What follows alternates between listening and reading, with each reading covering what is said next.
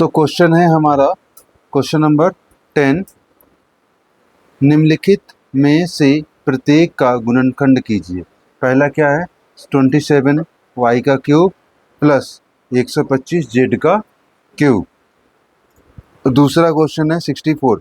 तो पहला मैंने आपसे कहा था कि ये वाला सवाल इसके भी यहाँ पे बन जाएगा। कैसे बनेगा देखो, 27 y का क्यूब प्लस 125। तो 27 को आप 3y का क्यूब लिख सकते हो, 25 को 5 का z का क्यूब मतलब लिख लिया। तो हमने माना क्या, a equal to 3y, b equal to 5z।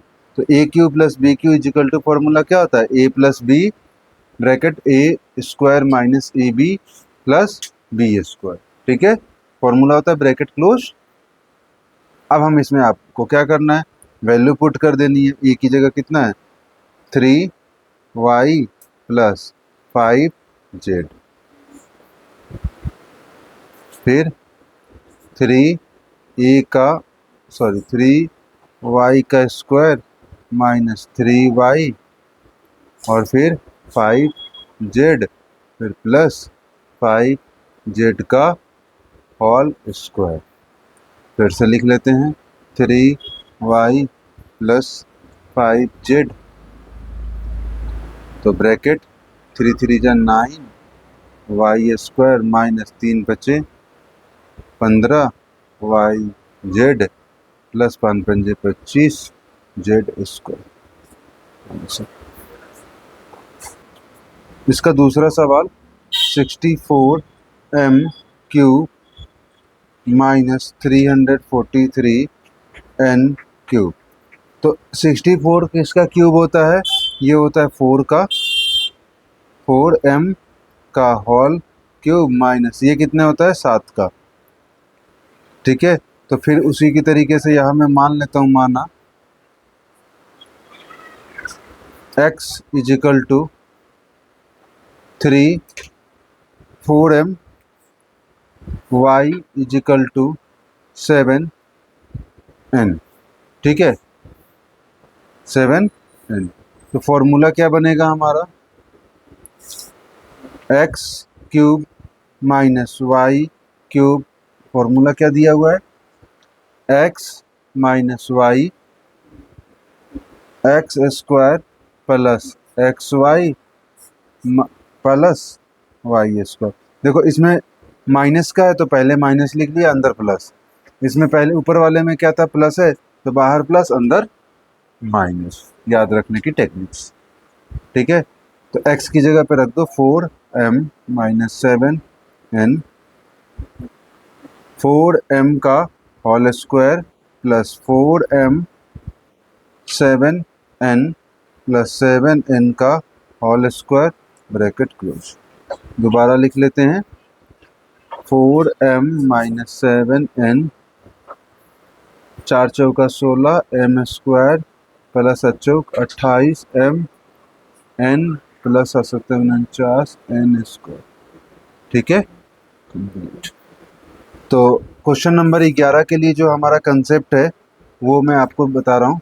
Identity number 8, X cube plus Y cube plus Z cube minus 3xyz। ठीक है, इजिकल टू क्या लिखोगे आप, x plus Y plus Z, X square plus Y square plus Z square minus X Y minus Y Z minus का Z X. ये हमारा formula है। ठीक है, तो अब मैं आइडेंटिटी कौन सा यूज कर रहा हूँ, 8। और 8 के लिए क्या लिखूँगा मैं, X cube plus Y cube plus Z cube minus 3xyz equal to X plus Y plus Z.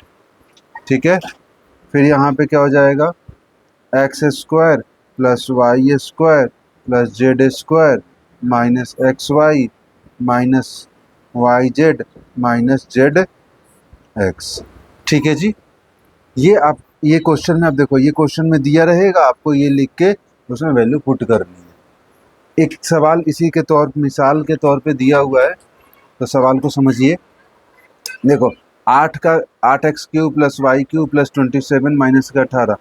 तो आप ध्यान से देखोगे तो ये बन जाएगा हमारा 8 जो बनेगा वो 2। ठीक है, मैं करके दिखाता हूँ। ठीक है,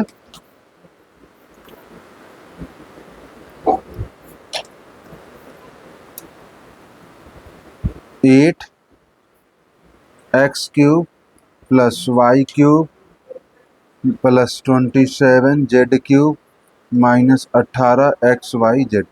8 को आप 2x का होल क्यूब लिख सकते हो प्लस वाई का होल क्यूब प्लस 27 के लिए 3z का होल क्यूब माइनस फॉर्मूले का 3 और फिर ये नंबर हम पुट कर देते हैं।